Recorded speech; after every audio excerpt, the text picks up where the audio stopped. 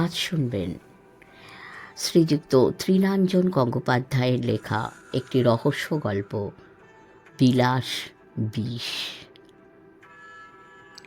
সাত সকালে চা খাওয়ার জন্যে থানায় চলে এসেছেন পরিমল চক্রবর্তী।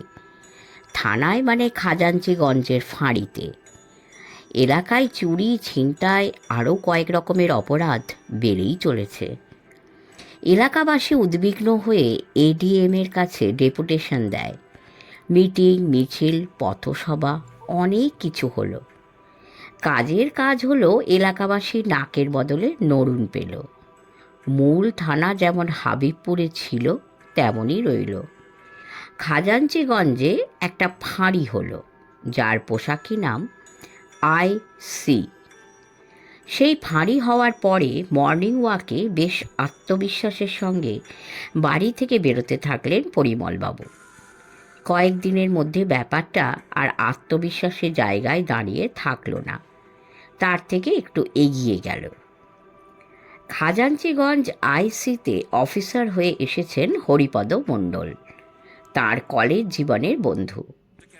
জানার পর থেকে সকালের প্রথম চাটা থানার চেয়ারে বসে পুরনো খোশ গল্প করতে করতে খাওয়া প্রায় অভ্যাস করে ফেলেছেন পরিমলবাবু।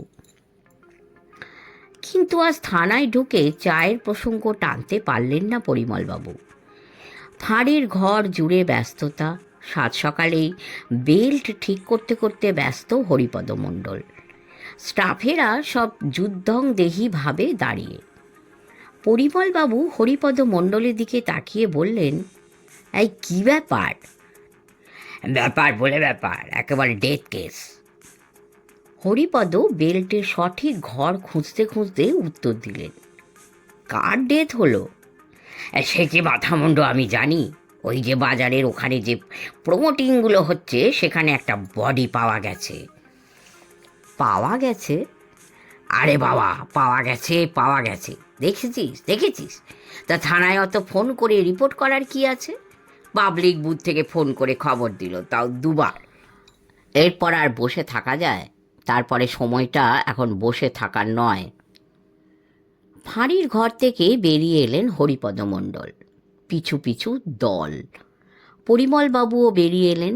জিপে উঠতে যাবেন হরিপদ মণ্ডল দাঁড়িয়ে পড়ে পরিমলবাবুর দিকে তাকিয়ে বললেন, আজ যাবি নাকি?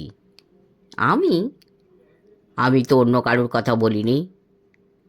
পরিমলবাবুর একটু ভয় করল। তিনি রক্ত দেখতে পারেন না, সেখানে আবার ডেড বডি। পর মুহূর্তে একটু লোভ হলো। জীবনে তার অনেক ধরনের অভিজ্ঞতা আছে, কিন্তু পুলিশের সঙ্গে গিয়ে কারোর মৃতদেহ নিয়ে আসার সঙ্গী হননি কখনো। ভয় ভয় ভাব থাকা সত্ত্বেও হরিপদবাবু জিপে উঠে পড়লেন পরিমলবাবু।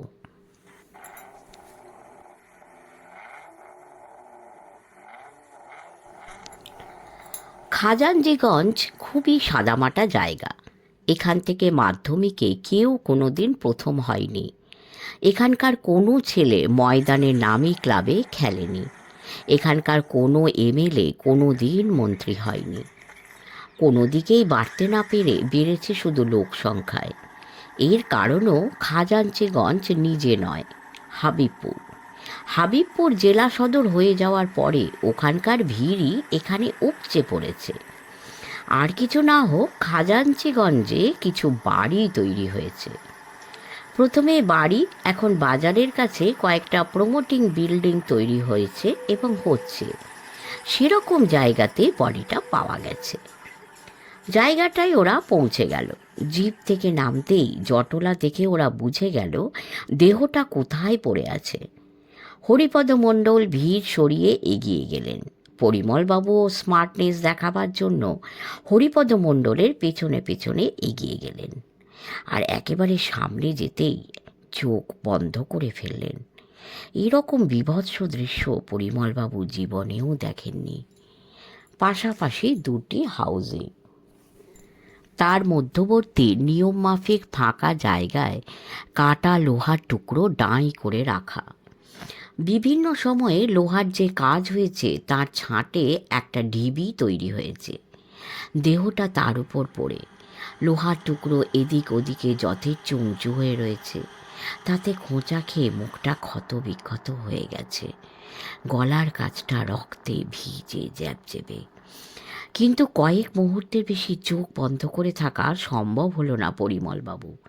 হরিপদবাবু ওনার কানের কাছে ফিসফিসানো স্বরে বললেন, এই প্রমোটিং বাড়ি দুটোর কোনো একটার ওপর থেকে পড়েছে। পরিমলবাবু ফিসফিসানো স্বরে বললেন, এই কি করে বুঝলি? ওপর থেকে লোহার গাদায় পড়েছে, তারপর গড়িয়েছে, আর গড়ানোর সময়ে লোহাতে খোঁচা খেয়ে খুব, তাই তো মুখটা ওরকম বিভৎস হয়ে গেছে। পরিমলবাবু কিছু বললেন না, তার মনে হচ্ছে অন্য কথা। ওপর থেকে যদি একটা লোক পড়ে তবে তার মুখ মাটির দিকে থাকবে, কিন্তু বডির মুখ তো আকাশের দিকে। তাহলে হরিপদ অবশ্য যা বলল সেটা ফেলে দেওয়া যায় না। লোহার ডাঁই পাহাড়ের আকারে, তার ঢাল বেয়ে দেহটা গড়িয়েছে, তাই হয়তো মুখটা ওপর দিকে। স্থানীয় হাসপাতালের দুজন মর্গ কর্মী ভ্যান নিয়ে চলে এসেছে। তারা চ্যাংদোলা করে দেহটাকে নামিয়ে এনে ভ্যানের ওপর শুইয়ে দিল। কয়েক মিনিট দেখছেন বলে পরিমলবাবুর চোখে মুখটা একটু সয়ে গেছে। জিপের পাশে রাখা ভ্যানের ওপর বডিটা রয়েছে।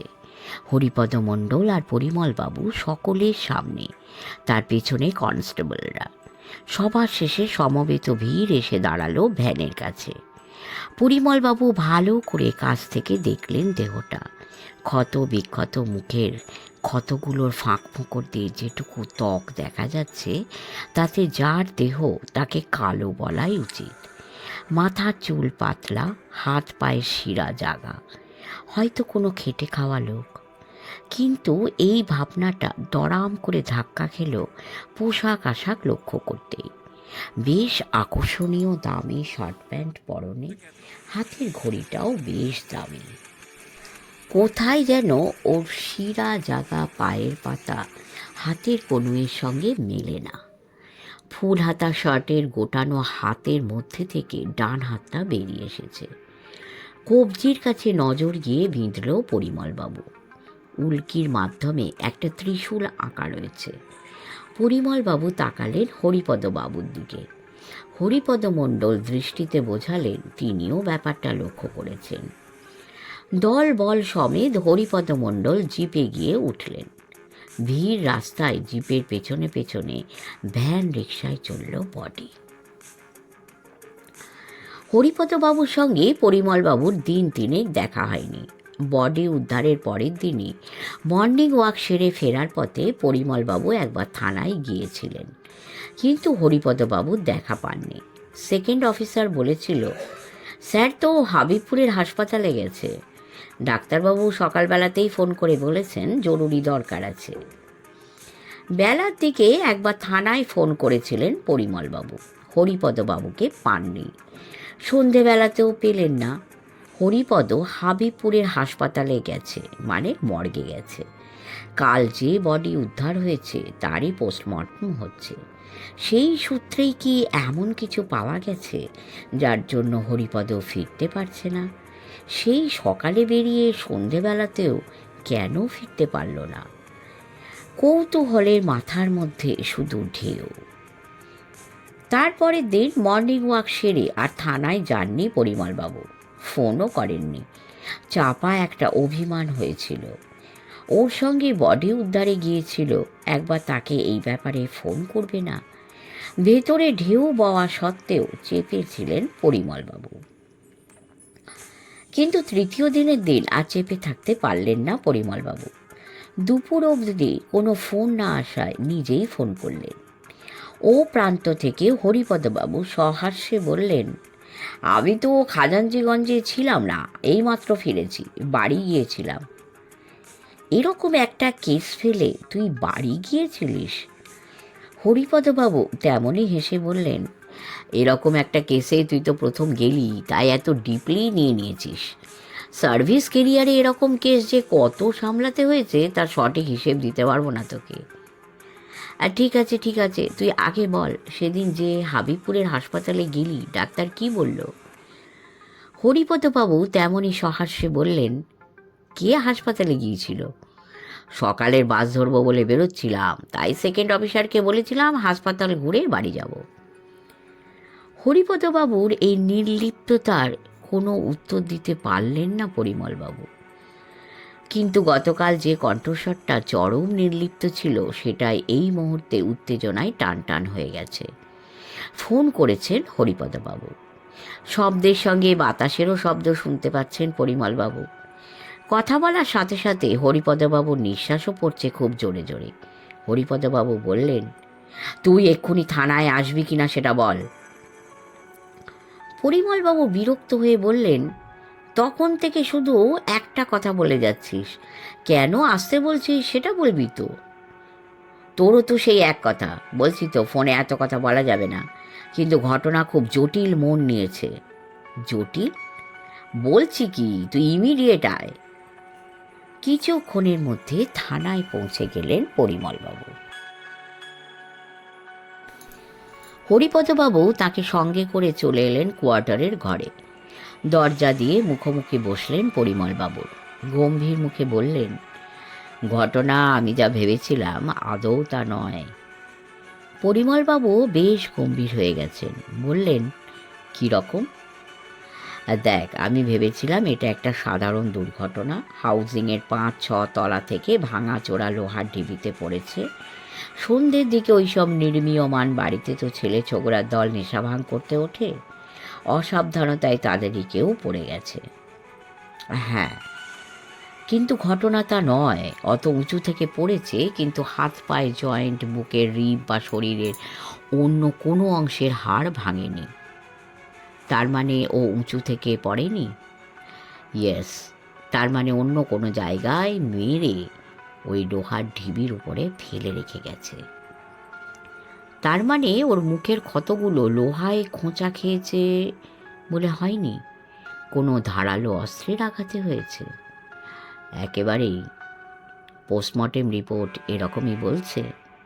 ধুত, রিপোর্ট এত তাড়াতাড়ি পাওয়া যায় নাকি? সরকারি হাসপাতালে ডাক্তারদের চোখ ও রিপোর্টের বাবা। এক্সটার্নাল অবজারভেশন থেকে ডাক্তারবাবু আমাকে জানিয়েছেন। ও, একবার ভাব আমার কাজ কতটা বাড়ল। একটা খুনের কেস ডায়েরি করতে হবে, বডি প্রিজার্ভ করতে হবে, কোন পথে যে এগোবো তার কোনো সূত্র নেই। আশেপাশের কেউ এসে থানায় হারিয়ে যাওয়ার কোনো কেস লেখায়নি। আশেপাশের কোনো থানা থেকে মিসিংয়ের ব্যাপারে কোনো খবর আসেনি। অপেক্ষা করে করে একসময় তো বডি বেওয়ারিশ ডিক্লেয়ার করতে হবে, তারপর বাড়ির লোক এসে হাজির হবে। ততদিনে হাসপাতালে ডাক্তারি ছাত্ররা প্র্যাকটিক্যাল ক্লাসে ওই বডি কেটে ফেলেছে। সেই সুযোগে খবরের কাগজের লোক, টিভির লোক থানায় এসে প্রশ্ন করে ছবি তুলে আমার 12টা বাজাবে। এখন আমি কি করি? হরিপদবাবুর মুখটা খুব অসহায় লাগলো পরিমলবাবু।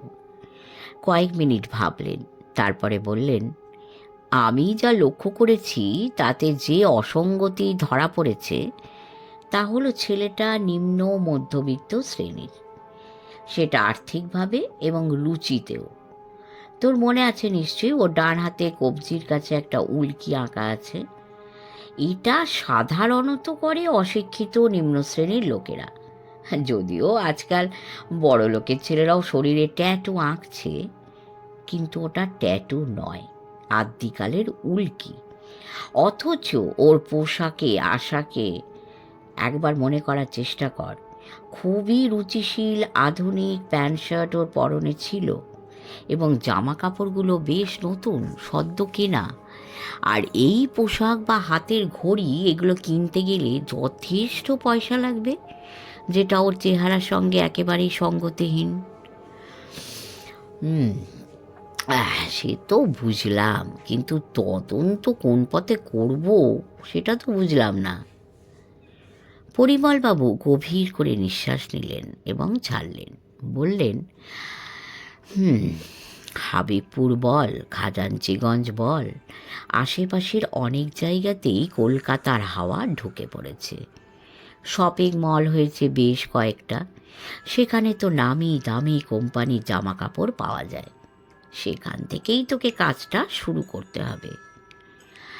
কিন্তু সেসব দোকানে তো প্রতিদিনই কত লোক জামা কাপড় কিনতে যাচ্ছে, কি করে জানা যাবে ওরকম কোনো দোকানে গিয়েছিল কি না? সে আমি জানি না, আমার যেটুকু বুদ্ধি তাতে মনে হচ্ছে তোকে এভাবেই কাজটা শুরু করতে হবে। হরিপদবাবু আরও গম্ভীর হয়ে গেলেন। বন্ধুর গম্ভীর মুখ দেখে থানা থেকে বেরিয়ে এলেন পরিমলবাবু। আজ প্লেন ড্রেসে বেরিয়েছেন আর পরেছেন বাহারি পোশাক। আজ শপিং মলগুলোর পোশাক বিভাগে খোঁজখবর চালাবেন হরিপদবাবু। পোশাকের ব্যাপারে তার একটু দুর্বলতা রয়েছে, সেটা বোঝানোর জন্যই বাহারি পোশাক। জামার বুক পকেটে হাত দিয়ে একবার দেখে নিলেন। না, ঠিক আছে কাগজটা। একটা ছোট কাগজে নোট করে নিয়েছেন আশেপাশে কি কি শপিং মল রয়েছে। তার মধ্যে দুটোতে ইতিমধ্যে ঘোরা হয়ে গেছে। যা জামা কাপড় রয়েছে তা সস্তা শ্রেণীর মধ্যে পড়ে। তাছাড়া সেখানকার সেলসম্যানেরা পোশাক সম্পর্কে খদ্দেরের সঙ্গে বেশি কথা বলতে আগ্রহী নয়। মানে যা সাজানো রয়েছে দেখে নিন, পছন্দ হলে বলুন, ব্যাস। আরও কোনো সুন্দর দামি পোশাক আছে কি না, থাকলে ফ্লোরের কোন দিকে সেটা রাখা আছে, যদি এখানে না থাকে তবে কোন শপিং মলে খোঁজ করা উচিত, এইসব প্রশ্ন করে চরম নিরুৎসাহী মুখ ও চোখই শুধু গত 1 ঘন্টায় দেখেছেন হরিপদবাবু। রাস্তায় ঘুরে ঘুরে কাজ করার অভ্যাস ও হরিপদবাবুর অনেক দিনই চলে গেছে। তার উপরে আড়াল তৈরির জন্য আজ জিপটাও সঙ্গে নেননি। মাথার চাঁদি ফাটছিল, তার সঙ্গে গলার ভেতরটা চাতক পাখি হয়ে গেল। ডাব নিয়ে সাইকেল দাঁড়িয়ে আছে। হরিপদবাবু সামনে গিয়ে দাঁড়ালেন, গলা ভেজালেন। স্বাভাবিক স্বরেই ডাবওয়ালাকে বললেন, অনেকক্ষণ ধরে ভালো জামা কাপড় খুঁজছি, কিন্তু পছন্দ হচ্ছে না, কোথায় পাই বলো তো? বিড়ি খাওয়া হলুদ দাঁতে হাসল ডাবওয়ালা। আঙুল তুলে একটা বড় বাড়ি দেখালো, বলল, এটা এই বাজারে একেবারে নতুন হয়েছে বাবু, লোকে বলে এখানকার জামা কাপড় সবচেয়ে ভালো। হরিপদবাবু ডাবের খোলা ফেললেন, পয়সা মেটালেন, অবাক চোখে তাকালেন ডাবওয়ালার দিকে। ওর পরনে হাফহাতা গেঞ্জি, ফুটো লুঙ্গি, কিন্তু ও জানে কোথায় সবচেয়ে ভালো জামা কাপড় পাওয়া যায়। হ্যাঁ, দিনকাল কি যে হলো বুঝতে পারেন না হরিপদবাবু। রহস্যের আর কি কিনারা করবেন। যাক, ডাবওয়ালার কথা মতো নির্দিষ্ট শপিং মলে ঢুকে পড়লেন। একটা কথা আছে, দীর্ঘকাল পুলিশে কেউ চাকরি করলে স্নিফার ডগ আর পুলিশ এক হয়ে যায়। পুলিশের কুকুর ঘটনাস্থলে উপস্থিত হয়ে গন্ধ শুকে যেমন বলে দেয় কোথায় অপরাধ, তেমনি এই মলে ঢুকেই হরিপদবাবু কেন জানি না মনে হলো এখানে যা খুঁজছেন সেটা পেয়ে যেতে পারেন। পোশাক যা ঝুলছে, সে শাড়ি হোক কি কোট প্যান্ট, শার্ট বা বারমুডা, বেশ চোখে পড়ার মতো। কাছে গিয়ে পোশাকের গায়ে লাগানো টিকিট দেখলেন, বেশ দামি। সপ্রতিভ একটি মেয়ে সহাস্যে এগিয়ে এলো হরিপদবাবুর দিকে। বুকের কাছে হাত জোড়া করে নমস্কার জানিয়ে বলল, নমস্কার, আমি টিনা স্যার, আপনি কি খুঁজছেন বলুন। মেয়েটির কণ্ঠস্বর, হাসি, মুখ সপ্রতিভতা এক ঝলকেই প্রীত করে।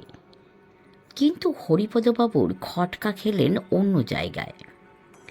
আগের দুটো মলে সেলসম্যানেরা তার সঙ্গে কথা বলেছে, কিন্তু কেউ নিজের নাম তো বলেনি।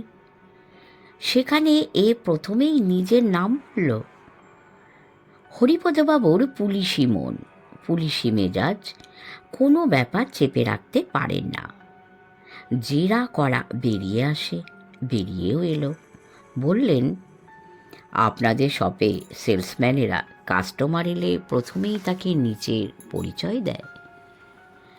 মেয়েটি একটুও ঘাবড়াল না, যেমন সপ্রতিভ ছিল তেমনই সপ্রতিভতায় বলল, আগে হ্যাঁ স্যার, আমাদের কোম্পানির বলা আছে কাস্টমার এলেই নিজের পরিচয় দিতে হবে, যদি কোনো কমপ্লেন থাকে তবে বাই নেম কাস্টমার ইমিডিয়েটলি কাউন্টারে জানাতে পারবে। ও, ভেতরে ভেতরে একটু হতাশ হলেন হরিপদবাবু। প্যান্ট শার্ট দেখতে থাকলেন। দেখতে দেখতে একটা ব্র্যান্ডের শার্ট দেখে চমকে গেলেন হরিপদ। পকেটের ডিজাইনটা মৃতদেহতে যে জামা ছিল হুবহু সেই রকমের। তার মানে অবশ্য এই নয় যে জামাটা এই দোকান থেকেই কেনা হয়েছে। হরিপদবাবু এই জাগছেন তো এই নিভছেন। বেশ কিছু দেখার পর হরিপদবাবু উদাস কণ্ঠে বললেন, সেরকম পছন্দ হচ্ছে না কিছু। আপনি কি রকম রেঞ্জের মধ্যে দেখতে চাইছেন স্যার? সে তো আপনাকে প্রথমেই বলেছি। একটু ওপরে যাব? মিষ্টি হাসল টিনা। কত? এই ধরুন 2200 কি 2500। প্যান্টের ভেতরে পা দুটো সামান্য কেঁপে গেল হরিপদবাবু। প্রথমেই তিনি বলে দিয়েছেন 2000-এর মধ্যে ফুল স্লিভ শার্ট দেখাতে। মৃতদেহের পরনের শার্টের কথা মাথায় রেখে এই কথাটা বলেছেন। শার্টটা বেশ দামি, কিন্তু যতই দামি হোক 2000 টাকার বেশি দামের শার্ট হাবাবপুর বা খাজাঞ্চিগঞ্জে কে পরবে? তাই 2000টাই তিনি শেষেরও বেশি ভেবেছিলেন। কিন্তু টিনা যা বলল তাতে তো মাথা খারাপ হওয়ার জোগাড়। কারা পরে এখানে ওসব শার্ট? বলেও ফেললেন কথাটা হরিপদবাবু। টিনা হাসল, বলল, হ্যাঁ, দেশে কি লোকের অভাব স্যার? কোথায় কোন লোকটা লুকিয়ে আছে কে জানে। আমাদের কাজই তো তাকে খুঁজে বের করা। তাই তো নানান দামের জিনিস আমরা রেখেছি। আমরা কি ভেবেছি 2000 টাকার উপরেও শার্ট দেখতে আমাদের দোকানে কেউ আসবে? কিন্তু আপনি তো এসেছেন। আপনি যে আসবেন আর কেউ না জানুক, আমাদের মালিক কিন্তু জানতেন। না হলে 2000-এর উপরে শার্ট কেন রাখবেন? টিনা হাসল।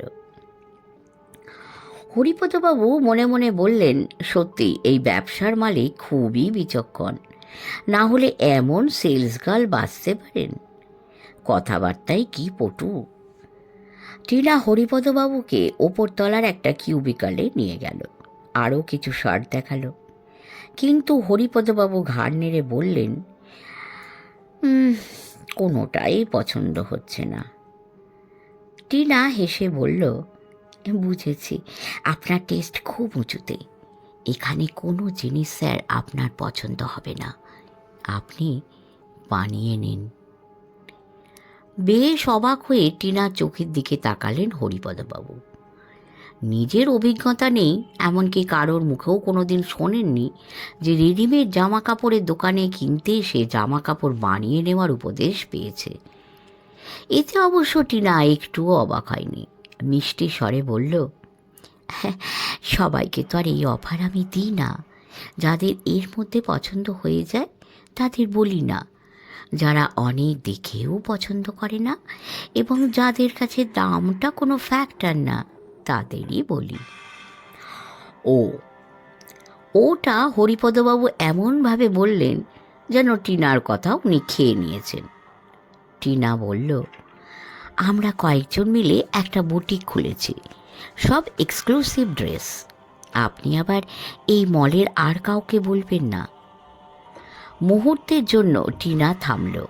হরিপদবাবুর চোখের দিকে তাকালো সরাসরি, হেসে বলল, বললেও আমার অবশ্য কোনো ভয় নেই, আমি সরাসরি অস্বীকার করব। হরিপদবাবু লজ্জা মাখানো হাসি হাসলেন। কি বলছেন? আমার পছন্দের পোশাক আপনি জোগাড় করে দিচ্ছেন, আর আপনার সম্বন্ধে লোকের কাছে বলবো? ছি ছি ছি। টিনা বলল, তাহলে আজ অ্যাডভান্স করে যান। কাল আসুন, সন্ধ্যের পরে আসুন, এই 8টা নাগাদ। আমার এখানে ছুটি হয়ে যাবে। আপনাকে নিয়ে বুটিকে চলে যাব। আপনার মাপ নিয়ে নেব, আর আপনিও ডিজাইন, কাপড় এসব পছন্দ করে নেবেন। সুবোধ বালকের মতো ঘাড় নাড়লেন হরিপদবাবু। তাহলে কত টাকা অ্যাডভান্স করছেন স্যার? অ্যাডভান্স? হ্যাঁ। কত করতে হবে? এই ধরুন 1010। ভেতরে ভেতরে চমকে গেলেন হরিপদবাবু। জামা কাপড়ের বায়না 1010? কি হলো? অধৈর্য হয়ে বলল টিনা। অত টাকা তো নেই সঙ্গে।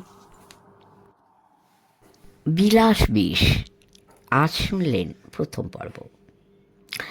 দ্বিতীয় পর্ব শীঘ্রই দেবার চেষ্টা করব। যদি ভালো লেগে থাকে আমাদের চ্যানেলটি সাবস্ক্রাইব করে আমাদের সঙ্গে থাকবেন। অনেক লাইক, কমেন্ট এবং শেয়ার করবেন। ঈশ্বরের করুণায় অনেক ভালো থাকবেন। নমস্কার।